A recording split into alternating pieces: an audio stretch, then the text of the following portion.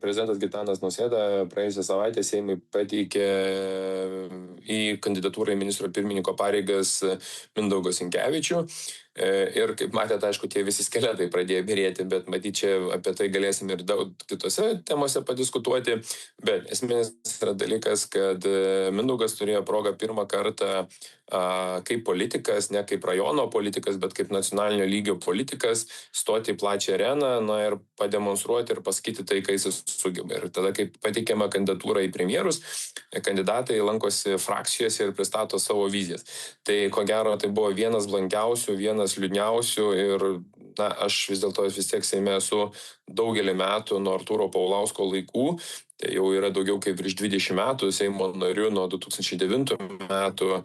Tai prastesnio premjero mano istorijoje neteko būti. Gal tai tiesiog čia dabar yra toks kažkoksai pirmas įspūdis, nes kai mes buvom koaliciją sudarę, tai toks Mindaugas atrodo buvo ryžtingas, toks norintis keisti, norintis daryti. Dabar akivaizdu, kad žmogus ne savo rogėse, kažkas pastatė, kažkas tampys ir kažkieno tai darbus vos neturės dirbti. Aišku, ateitis parodys, bet frakcijoje kada buvo, jisai atkartojo Vilijos Blinkevičiūtės tą vadinamą tokio nekalto melo istoriją, kai Vilija Blinkevičiūtė sakė, taip, aš tikrai eisiu premjerus, taip, aš tikrai būsiu ir rezultate neapgavo. Taip, jie sakė, kad su Nemuno aušra mes į koaliciją neįsim, bet su Nemuno aušra su mumis nuėjo į koaliciją netgi 2 kartus. Ir kai jie sakė, kad mes visą laiką galvojame, kad Nemuno aušra yra antivalstybinė partija, antisemitinė partija, reikia nutraukti su jos ryšius, tai Mindaugas, vėlgi, taip sakyčiau, toks vaikiškas, kaimietiškas melas, toks sėdė frakcijos, sako, aš niekada taip nesakiau. Ir žinot, kaip tas Garfieldas Londono aikštėje mirksi kitėm ir sako, taip, aš tikrai taip nesakiau. Tai jau galų gale net Raimondui Šukiui trūko kantrybė, trūko kitiem kantrybė frakcijos ir sako, tai skaityk, tu pats tavo publikacijos, netgi dienos temai tą pasakėjai. Tai vienas momentas. Antras momentas, akivaizdu, kad Mindaugas kol kas nėra atradęs savęs, ar jisai nori šokti ant ledo, kaip kažkada Romanovas šoko ant parketo, ar jis kažkada kažką norės dar daryti. Dabar niuansas, kai uždavėm klausimą, labai strateginį reikšmingą valstybei klausimą dėl KGB dokumentų išviešinimo, tai tiesiog atrodo, kad žmogus net nuo kėdės pakilo kategoriškai prieš, aš nepritariu, čia jokiais būdais negali būti. Ką tai parodo, kad arba jisai savo šeimoje turi KGBistų, arba artimoje aplinkoje, arba asmenys, kurie jį atvedė į politiką, ar mažą, ar didžiąją politiką, faktas turi labai tamprių ryšių su KGB tarnybom. Tai tas buvo labai labai akivaizdu. Plus nepamirškite, kad Vytenis Povilas Andriukaitis, nors atrodo tremtinys, jisai irgi Seimo salėje, kovo 11 salėje irgi akivaizdžiai sakė kategoriškai prieš. Vytenis Povilas Andriukaitis buvo tas politikas socialdemokratų, kuris visą laiką reikalavo nutraukti sutartį su Nemuno aušra. Tai kada tu matai tam tikrus politikus ir kai tu matai Nacionalinio saugumo gynybos komitete, kad prieš KGB išviešinimą balsavo ir konservatoriai, ir liberalai, ir socialdemokratai, ne visi, tai ką tai parodo, kad grupė, kurie turi dar įtaką tenais, arba kurie dar netgi ir priklauso vienam ar kitom struktūram, šiandieną Mindaugą valdys.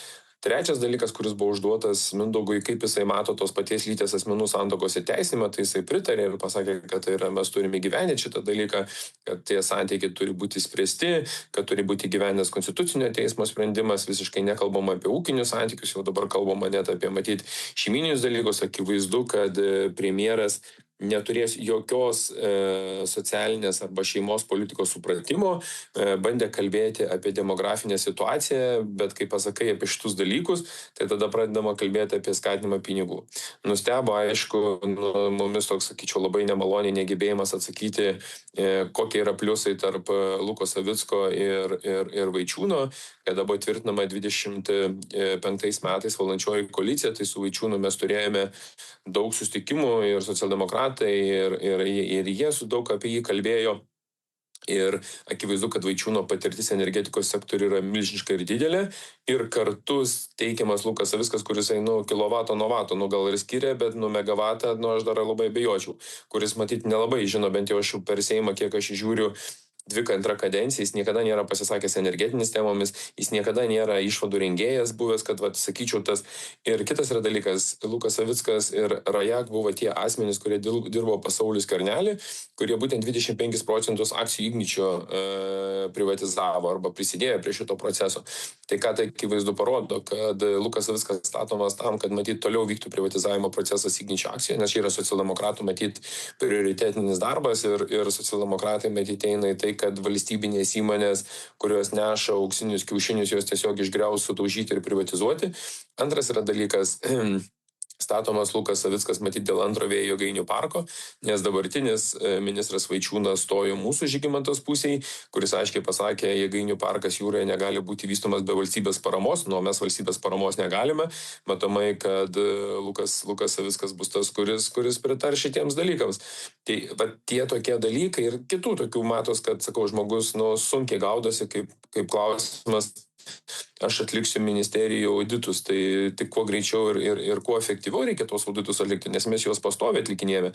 Klausimas, ar atsakingų pareigūnų atsakomybė bus keliama, kai bus atliekama auditai.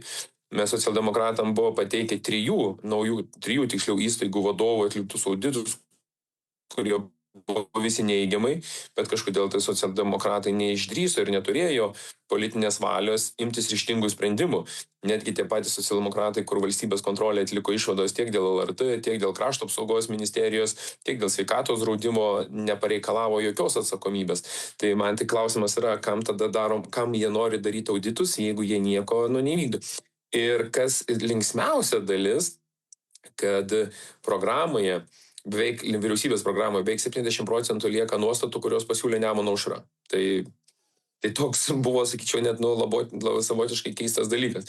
Ir rezultate Mindaugas Sinkevičius pripažino, kad jisai bent jau bando aiškinti, nors vėlgi čia tas jo melas yra, kad aš tikrai nelaikau antivalstybinę partiją ir maždaug dirbkime visi kartu. Tai kam tada griovė koaliciją, jeigu tu griaudamas koaliciją sakai, kad jie yra antivalstybinė partija. Tai matyt, istorija parodys, kaip jiems seksis dirbti. Norėčiau, kad kaip jaunas politikas parodytų labai pozityvų dalyką ir žmonės patikėtų jaunais politikais, bet jeigu jisai susimaus, tai aš įsivaizduoju, kad prezidentui teks kartu su juo dėti pareiškimą ir išeiti iš didžiosios politikos abiem.